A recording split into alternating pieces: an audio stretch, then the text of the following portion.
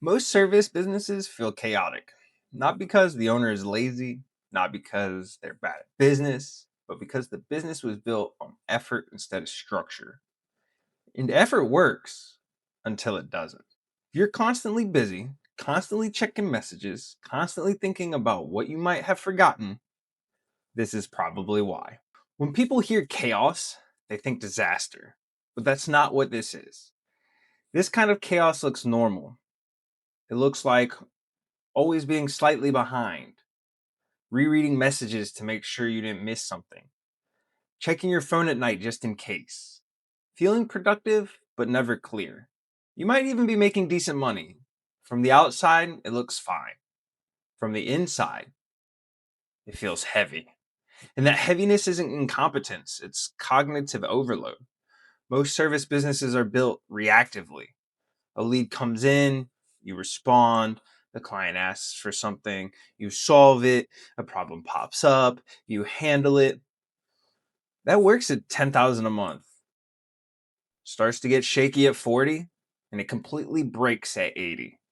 Not because you forgot how to run a business, but because the structure never caught up to the growth. Most owners think the issue is volume. Once I get more help, once I slow down, once I get organized. But the real problem isn't how much is happening, it's how many decisions you're making. Every time a new lead comes in, follow up is due, a client changes scope, or a task gets delayed, you decide what happens next. Over and over. There's no fixed path, so your brain becomes the routing system, and that's the tax. It's invisible. Two businesses can both get 40 leads in a month. One feels overwhelmed, the other feels steady. And the difference isn't talent, it's predefined decisions. In the calm business, the lead already has a path.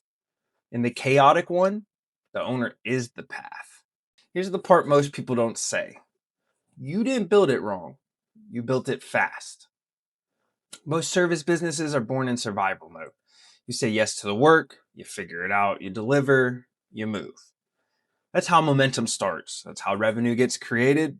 But speed hides fragility. What works with 5 clients doesn't hold with 15. What works with 15 doesn't hold with 30 because the whole thing is sitting on memory. You remember who needs what. You remember when to follow up. You remember the exception to the exception. That's not structure, that's dependency. And eventually, dependency turns into exhaustion. The shift isn't work harder. The shift isn't hire faster. The shift is this: you don't need more energy, you need fewer decisions.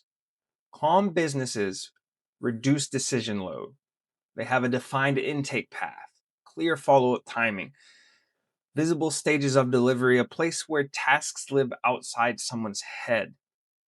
Nothing complicated, nothing flashy, just fewer moments where the owner has to think from scratch. Because thinking from scratch is expensive, not financially, but mentally. When every situation requires you to stop and decide what to do next, your brain never rests.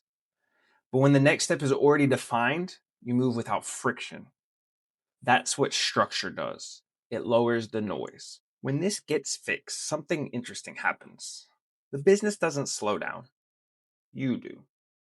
Not physically, mentally. You stop checking messages at night just in case. Leads don't feel urgent, they feel expected. Team questions decrease because the path is visible. Revenue becomes more predictable, not because you hustled harder, but because fewer things reset every week. You see, the chaos wasn't your capability, it was your operating model. And once decisions stop living only in your head, the pressure drops. Most service businesses feel chaotic. It's not a character flaw, it's what happens when growth outpaces structure. And the solution isn't motivation, it's giving the business a place to think so you don't have to carry it alone.